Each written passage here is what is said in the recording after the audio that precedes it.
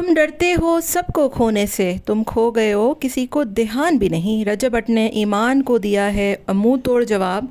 ईमान कल लाइव आई थी, बहुत इमोशनल ड्रामा हुआ, रोई भी और सबको जो है वो कहा, शुक्रिया अदा किया। साथ में बताया कि 5 लाख सॉरी 5 लाख सब्सक्राइबर मुकम्मल होने पर उनको व्लॉग में भी लाएंगे।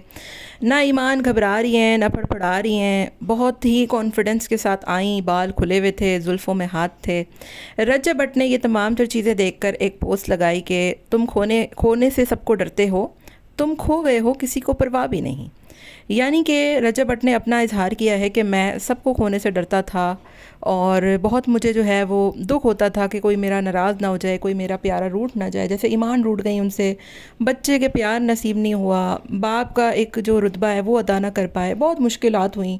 जब से शादी हुई मुल्क से दरबदर हुए, कभी जेल में, कभी केस, कभी कुछ, कभी साले ने आके बोल दिया, कभी बीवी ने आके इज़्ज़त उतार दी।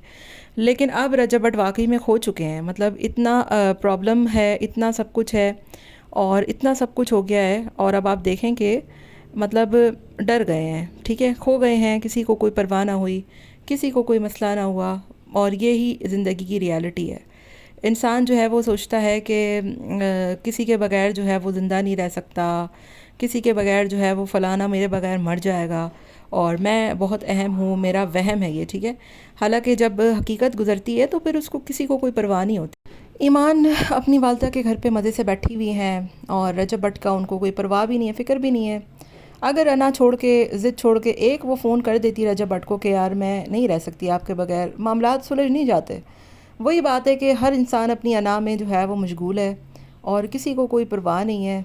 और मतलब यही ज़िंदगी है, आप खो जाते हो, आप मर जाते हो, आप गुम हो जाते हो और किसी को जो है वो कोई कख भी परवाह नहीं होती है।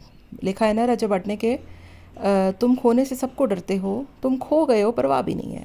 ईमान ने कल लाइव आई, उन्होंने सारी दास्तान सुनाई, उनका शुक्रिया अदा किया, सबका शुक्रिया अदा किया, लेकिन जिसके नाम पर ईमान मशहूर हुई उसका शुक्रिया तक अदा नहीं किया।